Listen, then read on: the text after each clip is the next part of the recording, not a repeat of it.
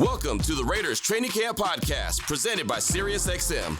Live from the Intermountain Healthcare Performance Center, here are your hosts, Jesse Merrick and Eddie Paskal. And as the voice of God said, Eddie Paskal here with Jesse Merrick. And for those of you guys watching on YouTube, we are back in the big studio, feeling good, feeling excited as we get ready for another Raiders preseason game. And Jesse, we are at the point now in training camp where it kind of feels like it's the dog days. We're a few weeks into this thing, but we are still every single day learning a little bit more about this team. Yeah, slowly but surely, we are forgetting what day it actually is. I think it's Friday, but what does that even mean anyway? Right. But yeah, it's getting to the point now where you look forward to the game so much more. Because that's where you get to draw some more storylines out of these things and stuff like that. And, you get to watch what guys do in live fire. And now they're going to be doing it over at Allegiant. Obviously can't wait for that. But now, also seeing too the adjustments that are made after the games and what guys maybe kind of start to separate themselves in terms of where they're getting reps and things like that. But as you said, it's all kind of... yeah, but we're going to get a nice little palate cleanser because in just a few minutes, we're going to roll our interview with AJ Cole, one of my favorite people in this entire building. Oh, yeah. And he was great. He was so great. I encourage all of you guys to stick around. We talk about football and not football and hair and RVs and roofs. And we kind of hit it all, don't we? Yeah, I think with a guy like AJ, you have to hit a little bit of everything. And he never disappoints with anything that you dive into. He's multi-talented. Obviously, you guys will see some of the dance moves as well. I mean, it's great. Yeah, he's the best. But before we get to AJ, we got some business to attend to. Yeah. So it's been a few days since we last did an episode of the show. And really, over the past couple of practices, Jesse, my kind of big takeaway from what we've seen is Josh McDaniels and the staff really working on the situational aspects of this football team and what they're going to come across in 2022. We've seen red zone, we've seen 2-minute drill, we've seen all that kind of stuff. And it's been really kind of nice and a nice change of pace to see that addition and that kind of wrinkle into the practice script. Oh, big time. And yesterday, he said they kind of tried to create as much of a scrimmage type atmosphere as they could in all those situations, and that was the part there where you could really see, the reps in that one over and over again about how guys react in those certain situations, taking TV timeouts. It's the little things that you don't think about until you get to the game, but having repped those and also seeing how the coaching staff responds in those situations. Each staff is different. So knowing, how Josh or even one of your assistant coaches is going to handle a break and what they're going to be talking to you about and what you should be thinking about makes all the difference in the world as you prepare for a real game. So knocking that stuff out is massive. And again, just getting these guys reps in this system, in those situations makes all the difference in the world because then it becomes muscle memory where you can go out there in the game and you don't have to think about what you're doing in that moment. All right, this is what they called. I've been here, done that at practice 1,000 times. And I think one thing that's been really, really interesting to me over the past couple of weeks in particular, but really we've seen it since January, is there is no stone that goes unturned in the Ziegler-McDaniels, kind of operation, right? I mean, we talk about the situational football. We talk about, everything down to the TV timeouts and how they're navigating those. Like Josh and the staff and Dave and his staff have put so much thought into what every single period of every single practice of every single day looks like. And I know it sounds like, to some, it's like, oh boy, do we really need to work on the timing? Yes.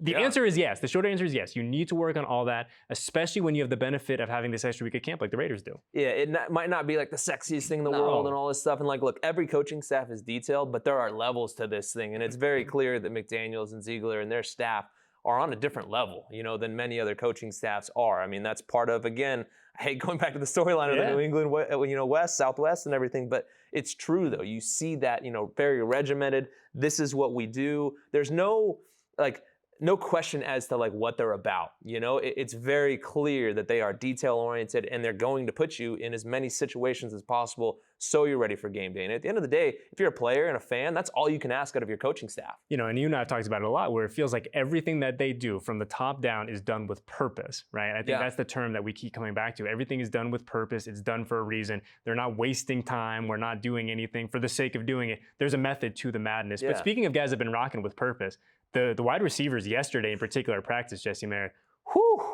cooking. They were cooking with gas, man. I mean, they were on fire. There were some drops. That was the only issue in that one. But the DBs had some issues, trying to cover them yesterday, and a lot of it was, I heard that what coaches were saying was technique, things like that. And obviously there's some guys missing from that group, but having said that, the receivers were on points. Their routes were crispy as can be. Hunter Renfrow out there doing his thing. T. Billy continuing to impress throughout camp. Mac Hollins had another good one as well. Keelan Cole always, dissecting the defense in his route running as well. Those are some of the guys that stuck out. And obviously, we're not always going to bring up Devontae Adams, but just assume the guy is getting it done on a day-by-day basis. Yeah, it's funny because you and I were at practice, I think, what's today, Friday? So we were in practice either Tuesday or Wednesday, and we were talking about how with Renfrow, you look at him, right? And this is such a tired storyline, but he doesn't look the part of a wide receiver. He's not overly fast. He's not going to run a 4.240, but he just finds a way to get open. And I imagine it's such an interesting space for a DB to live in. Right now, it's all the Raiders DBs who got to go against him. But to say, hey, I know this guy's not going to get behind me, but how do I keep him in front of me? Mm-hmm. Like, that's frustration-wise, that's got to be as frustrating as it gets for a DB. Because if you get beat deep, okay, I got beat deep. But this guy just flat out beat me with his technique and shook me in so many different ways. I don't know which way I'm looking. You know what I mean? That's the thing that's interesting. Because again, the term I've always said multiple times is like with Renfrow, you can run routes in a phone booth, man. And everything's so compact and quick, and he's able to set guys up. And we've heard Devontae talk about his ability, to go out there and talk things through and know exactly what he's doing. Even though it looks like he's out there just playing playground ball, like it's all it's part of a system for him, and he's going out there and getting it done at every level, not just in the red zone, but then when you get in the red zone, that area shrinks down a bit. Good luck trying to stop the guy. Yeah, seriously. And I know we've given a lot of praise to wide receivers, as we should, but I do want to share one story where it was me, you, and our pal Q Myers from Raider Nation Radio, and we were all kind of standing, I should say, in the one corner of the practice field, and we all kind of had the same realization at the same moment. I think it was Q who brought it up.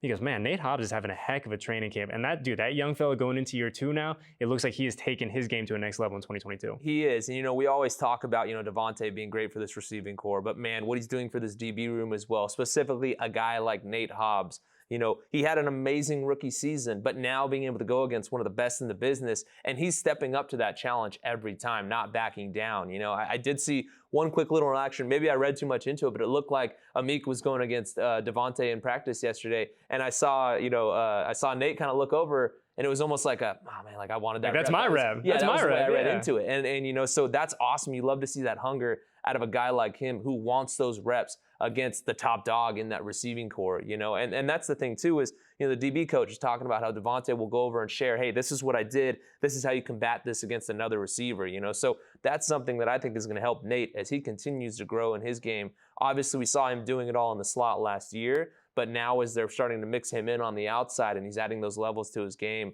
that competition is only going to make him even better, which is scary for the rest of the league. I know. It's crazy, too, because I think one of the biggest storylines the past couple of weeks in particular has been, where is Nate Hobbs going to play, right? Is he going to be on the inside? Is he going to be on the outside?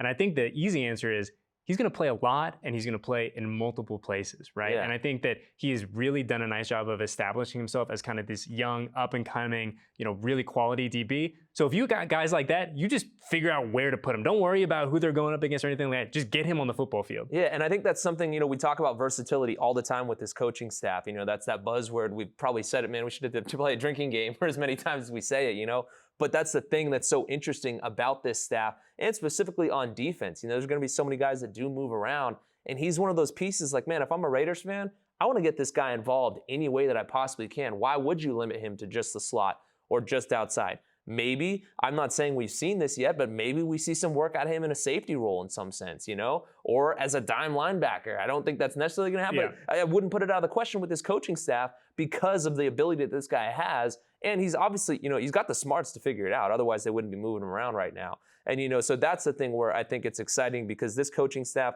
more so than I think any in past years, is going to put these guys in the best possible positions, but also going to be giving them the opportunities to show what they can do at every position on the field. Yeah. Get him on the field. Yeah. Right? Figure it out. Get this dude on the field. And I think especially now where we haven't seen the return of Trayvon Mullen yet. Yeah. Rocky Sin has missed a handful of practices. Now the importance of Nate Hobbs is growing. And I'm not here to sound the alarm of injuries or anything yet. This is what, August 12th? 11th, 12th? And if you got the 11th. The 11th, right? So we got about a month until we play meaningful football. So I'm not here to sound any of those alarms, but you need to have healthy DBs. And if Nate Hobbs is your best healthy DB, you got to figure out a way to utilize him and maximize his time on the field. Exactly. And even more so with that, as you continue to put more on his plate, imagine how much easier it will seem when he only has to concentrate on one thing. When those other guys are back in the lineup, when it's Rock, when Anthony Averett's back in the mix as well, when Trayvon Mullen is healthy, as that continues to move along, it just gets easier. Think about it at work when you're doing your job on a daily basis. If you're getting a million things thrown at you and then all of a sudden you get something taken off your plate, it's a game changer. That's going to be no difference for a guy like Nate or any of the guys on this team. And it's funny too, because you and I talked about it a lot. We're heading into this season. I think it was, fairly, there were some questions about this defensive back group. Yeah. But you just rattled off 4 really, really good DBs. Now, granted, we haven't seen a lot of a handful of those guys because of injury and for other reasons. But if you can get all those dudes healthy and cooking at the same time, that's something to hang your hat on if you're Patrick Graham. 100%, and that's one of the reasons why I was higher than I think a lot of people in this, about this DB room, specifically. I think, look, Rock is seen as a guy that has been, I think, very undervalued by many teams around the league, and again, going back to that tired storyline of the Patriots and everything like that, but think about how much they've been able to maximize getting guys that maybe other people weren't as high on, and they squeeze every inch of potential out of these people. Well, that could be a guy like Rock Yassin, who maybe flew under the radar, a real tough, man coverage type of guy comes in. Anthony Averett, another guy, got his first opportunity because of so many injuries that happened and comes out there and shines. These are guys that Pro Football Focus, not that they're always, the end-all be-all of rankings and stuff, but have rated very highly, And so these are guys that come in and you come to a new defense with a defensive coordinator that's trying to figure out different ways to get you involved and throw you in there. Massive. And then again, the fact that Trayvon Mullen still hasn't even practiced yet, and then his skill set gets thrown into the mix with all this stuff. I mean, there are a lot of pieces in just that cornerback room in general, and we haven't even talked about the rest of the defense and all the other guys that have the positional versatility as well. We go from a group where I think we still have questions, right, in the DBs, to a group that we don't have any questions about, the specialists, right? AJ Cole, Trent Sieg, Daniel Carlson, about as money as can be. They're not going anywhere. We know exactly what they're going to bring to the table in 2022. And we had a chance to talk to AJ earlier today. And just fantastic. So good. He was okay. Yeah. He was all right. Actually, we are going to talk about AJ, you were just okay. Yeah. You got to ratchet it up next time. No, this guy, I mean, look, he's always gold anytime when he steps to the podium to talk to us in the media or whenever he does anything with us on the podcast or with you guys at Raiders.com. He is an awesome guy to have on the team, that's for sure. 100%. And I say this all the time. AJ just gets it. Yeah. He understands what we do. He understands the goal of what it is that we're doing. And he's just great to hang out with and enjoy a conversation with. So enjoy the conversation we enjoyed. I hope you guys enjoy it. Here's our chat with AJ Cole. SiriusXM puts you inside the Raiders training camp. Catch all the info on the team, plus your music, talk, comedy, and more. Subscribe now and get your first 3 months free. Be there with the Raiders. And this is a treat. This is an absolute treat because friend of the program, AJ Cole, has graced us from the indoor practice field. AJ, Jesse and I were talking about this the other day where we were ranking kind of like friends of the program. Yeah. And the top tier of friends of the program has got to be the specialists, right? It's got to be the triumvirate of Sieg, Carlson, and Cole. It has to be. We're the only people with enough time to talk to you. So it would have to be us. I don't know who else could even be a contender. Yeah, I think you guys have a pretty good lead. But then we got Max and Darren and those guys who've been with us for a minute. Are also friends of the program, naturally. Hunter as well. Hunter was an honorary one. Yeah. Yeah, they're more like allies than friends, though. You know what I mean? Like, they're on your side, but, like, are they here, like, day in, day out in the trenches? Like, probably not. No, you guys are day one. Day one friends of the program. But I got Eddie Paskal tweet notifications on. So, no, like, you don't. I really hope you don't. Your parents might. My parents definitely do. But definitely, I hope not you, especially on the game day. I think my dad's a Raiders.com guy. You know what I mean? He goes on the website and just scrolls, looks for articles. Your dad is a Raiders.com guy. Yeah. I can confirm this because we've had this very conversation where he has said that he really enjoys the content that .com puts out. And I said, hey, man, I appreciate that. Hey, look, you got to take the support where you can get it from, right? Yeah, 100%. My mom's a photo gallery person, though. She loves just clicking through the photos and looking for me. Sometimes she'll text me and she'll be like, haven't seen a picture of you in practice in a couple of days. Still alive, ? You are making our guys in the control room so happy right now. Their time of sight numbers are just going on. The Cole household is keeping us all employed, and that's very, very keeping nice. The lights on at 1475. Speaking of everything going on here in this building, though, it feels like we're in like week 9 or so of training camp. Blending together already. Just at this point in the program, like, how are you guys doing in terms of getting through the daily repetition of a practice? And thankfully we have some games now, but I imagine it's a bit of a Groundhog Day for you guys. Yeah, it's actually really nice when you get into the games. It's kind of something that breaks it up. It's definitely challenging to, take each individual day as they come, because they do sort of tend to blur together. But once you get into the games, that's really nice because you can kind of treat it as like a practice game week for us. I mean, with me, Daniel, and Trent going through our routine, we can sort of practice, okay, we're going to kick this day, get our reps in, get our rest, and get our recovery, and kind of practice for the game week. So when we get there, it's week 1 of the season, but it's really our 5th time going out there. So it's good to get those reps under our belt, and the preseason is a lot of fun. And also, I mean, this time of year, you guys are kind of adjusting to the new coaching staff, seeing how things are done.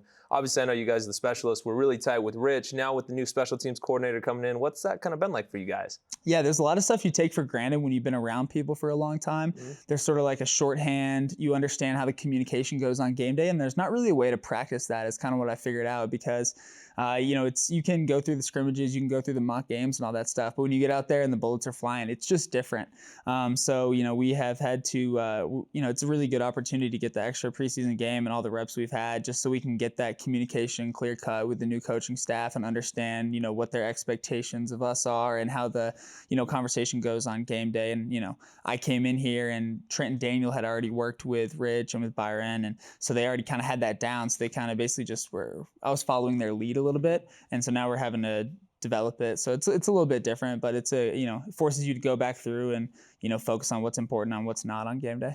Yeah. Speaking of game day, we had practice in the indoor earlier today, and then we're obviously going to play on Sunday inside. Is it beneficial for you to kind of have this day, kicking, punting inside before you go do it at Allegiant, as opposed to being outside like we've been a lot? Yeah, dude, I love roofs.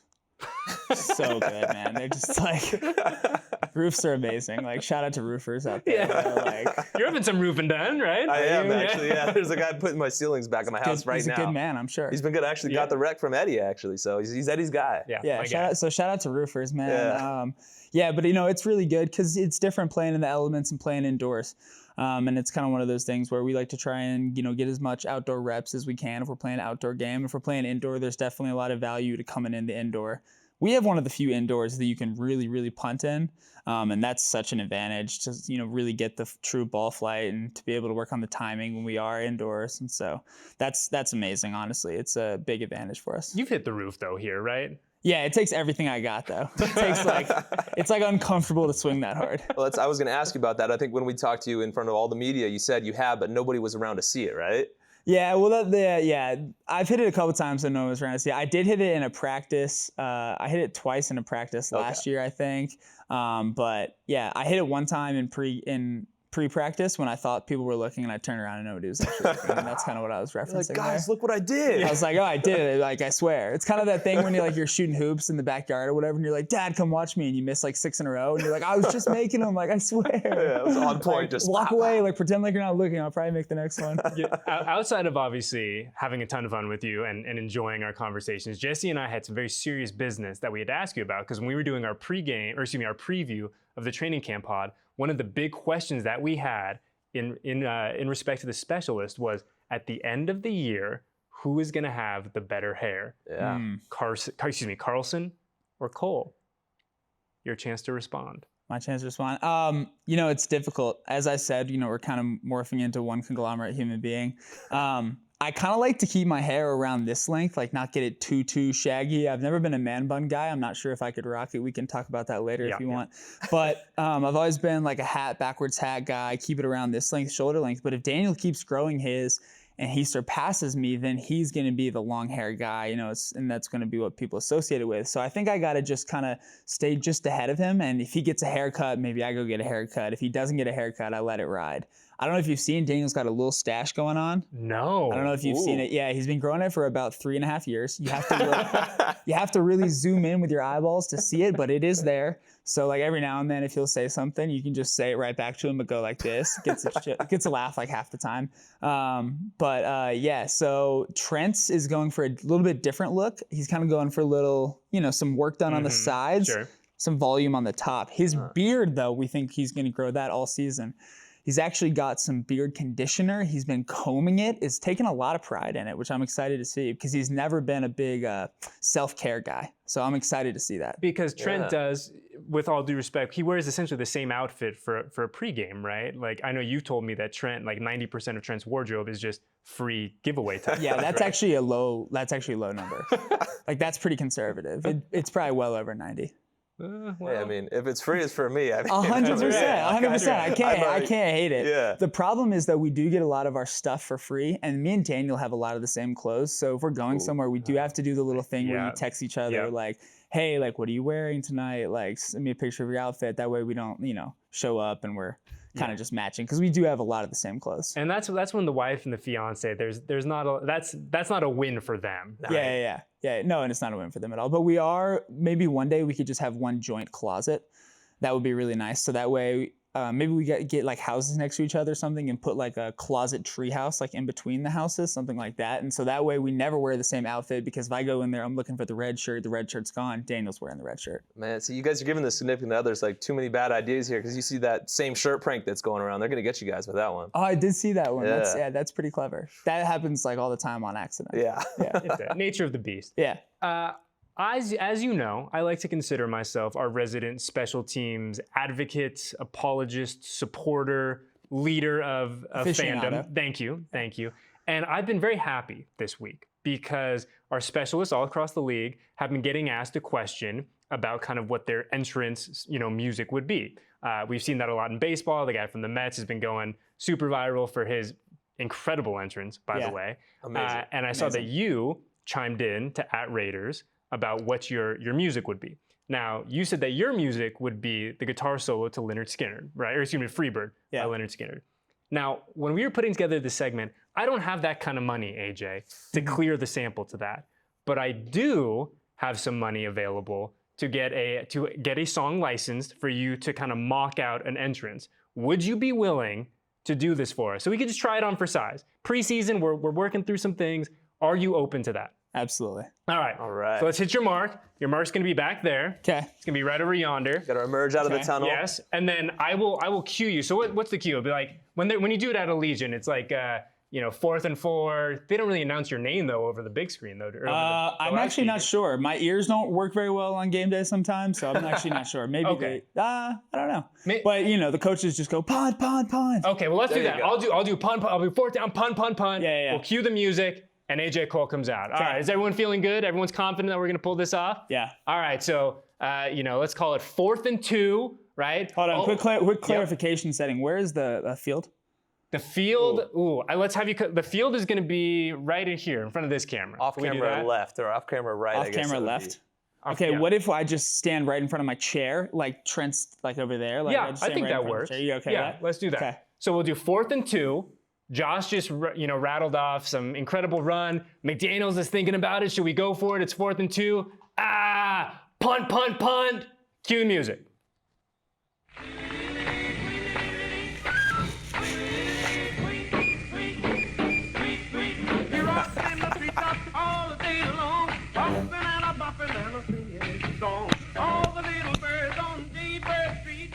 There you go. Can you get right here? The most important part. There we go. And then we're good. I see. What really brought that home is you went with the hood. You got to go with to simulate the helmet. Absolutely, incredible work. We'd have to call a timeout though, so I could take the hoodie off and then put the helmet back on. But we're worth it. Yeah, 100%. Well. I mean, I don't think you'd find a better intro in football. Yeah, I've always been a fan of like relievers that move painfully slow from the bullpen. That's kind of what I was trying to emulate there a little bit, take a piece of that. Yeah. Because, a lot of relievers, they get pretty hyped up, right? And, they're ready to throw that 100-mile-an-hour fastball, and they basically sprint out of there. And by the time they get to the mound, they're gassed. So I really like the person that just takes painful amounts of time and just slow walks out there. I mean, yeah. We were talking about that before we hopped on here with the floor crew, and I was like, I don't know how those guys just jet down there and go and just try and throw gas. Like, 100%. Done for a couple innings. The heart rate's thumping anyways, and that's the last thing you want to do is take a 300-yard jog. Yeah, no thanks. Borderline turnover, yeah. Well, speaking of time, you've been so generous with yours. It has been such a treat to catch up with you again. We will see you on Sunday at Allegiant. I don't know if we'll hear that, but we will see you doing your thing. Congratulations on everything, and we'll see you on Sunday, all right, dude? Appreciate it, Eddie. The Raiders Training Camp Podcast is brought to you by SiriusXM. Subscribe to SiriusXM's Platinum Plan and get every NFL game, plus 24/7 NFL news, talk, and expert analysis. For more information, go to SiriusXM.com.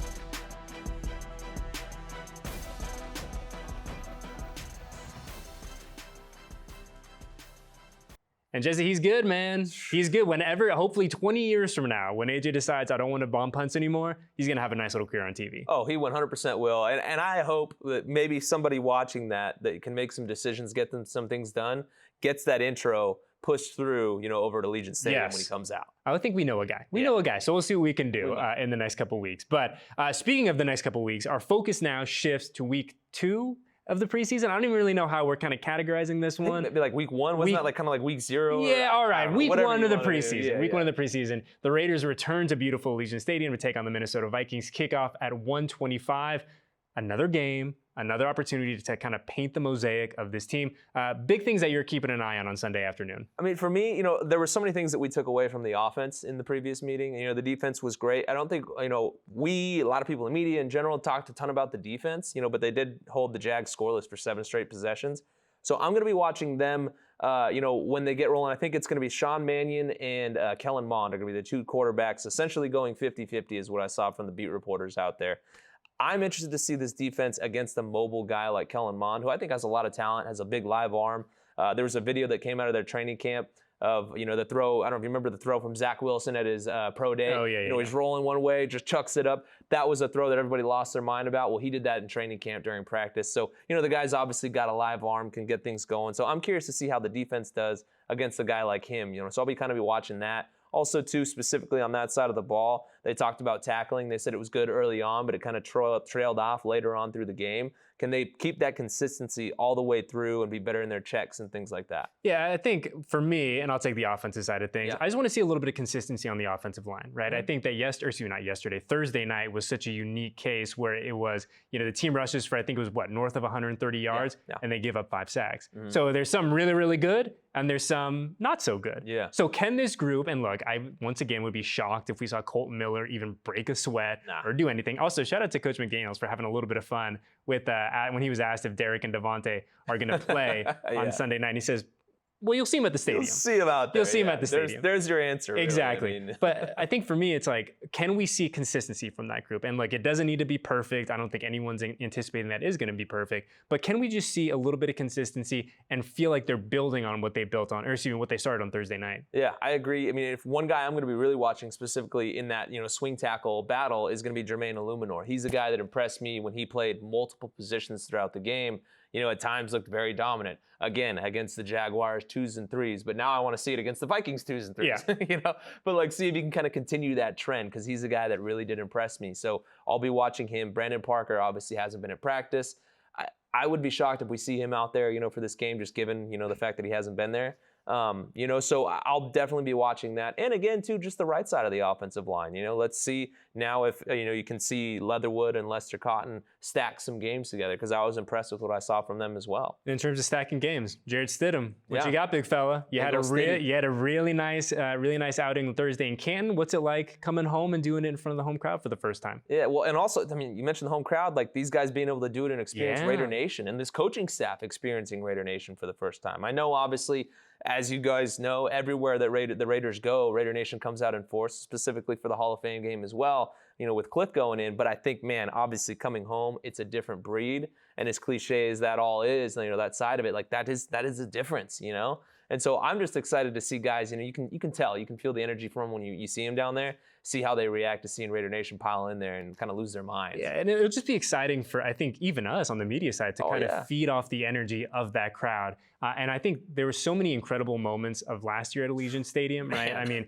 we could talk here for another 45 minutes about the great moments we had, but I was so, I don't want to say pleasantly surprised, but I was so when we went to that first preseason game, and it was a great crowd. People were into it. They were excited. And that's very much what I'm expecting to see on Sunday afternoon. And just to see all of our pals back in that building is going to be so much fun. I'll be honest, for me, that was against Seattle, right? Yeah, I believe so, yeah. I remember thinking okay, it's a preseason game, because I was very excited to experience, because that was the first time we had fans in the building. I was excited to experience that in Vegas. I had been to plenty of Raider games before, but I was like, man, to experience Raider Nation in Vegas at Allegiant. But then I'm like, man, but it's for a preseason game. Doesn't matter. It didn't at all. It was loud, man. It had the energy of a regular season game. And that's why I'm so excited now, because it feels like it's been so long since we've been in there for a game. So I can't wait to hear the place erupt and go nuts. And like I said, you and I would be shocked shocked if we saw Devontae and Derek do anything. But can you imagine the reception that Devontae Adams is going to get when the Allegiant faithful see him in silver and black in a game uniform for the first time? That's going to be really cool. I mean, look, the black hole is going to be going wild. That's something that I know Raider Nation has been waiting for so long. And again, now the fans here locally get their first opportunity to see that. I mean, look, it's a guy that's at the top of his game, and he's on your team now, rocking the silver and black 17. I mean, that's as good as it gets. Yeah, especially in early August, right? There's nowhere I'd rather be on Sunday afternoon at Allegiant Stadium, except maybe hanging out with you here in this beautiful studio. But we will be back next week. We'll recap the game. We have a lot to get to because we still, as crazy as it sounds, we got a few more weeks of camp, so you guys are stuck with us for a little bit longer. But yeah, man, it's gonna be a blast on Sunday. And what kind of coverage does New 3 have coming? Well, for us, this is gonna be one of the first times that we don't have a Sunday night football game, so we will actually have our shows right after the game. You know, usually we come on right after the Sunday night football game. So myself and my guy Brian Salmon will be down there live at 5 and 6 o'clock, kind of wrapping everything up. And then later that night on Sports Night, we'll be diving into, normally during the year, I do my kind of 3 keys of the game type of thing, or keys to victory is what we call it. But this time around, obviously it's a preseason game. You don't care about the outcome. I'm going to be diving more so into like guys that kind of stood out to me. So probably like 3 guys that really caught my eye, or trends that caught my eye throughout the game. And that'll be on Sunday night at 11:30. Had to think about that for a second. Like I said, totally understandable considering we are so many weeks into camp now, and what are days. But make sure you guys lock in with my guy Jesse, and Brian too. Big shout out to Brian. So we will see you guys next week after the game. Eddie Paskal, Jesse Merrick, AJ Cole, thank you for joining us. Big shout out to our studio crew for making this whole thing possible today. And we will see you guys next week for our next episode of the Raiders Training Camp Podcast presented by SiriusXM. SiriusXM puts you inside the Raiders training camp. Catch all the info on the team, plus your music, talk, comedy, and more. Subscribe now and get your first 3 months free. Be there with the Raiders.